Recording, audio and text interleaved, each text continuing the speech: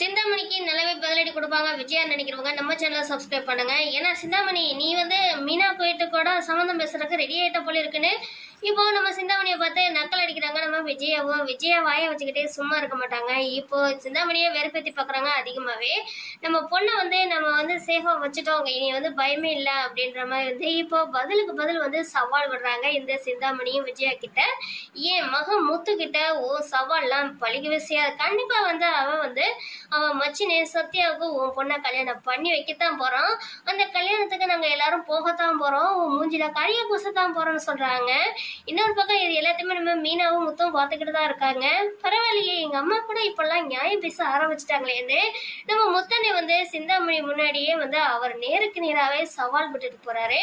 யாருக்காக இல்லாட்டாலும் என் அம்மாவுக்காண்டினாலும் இந்த கல்யாணத்தை நான் நடத்துவேன்னு சொல்றாங்க. இதுக்கு நம்ம மீனாவும் கோவப்படுறாங்க. அப்படிலாம் ஒண்ணுமே ஆகாதுன்ற மாதிரி சொல்றாங்க.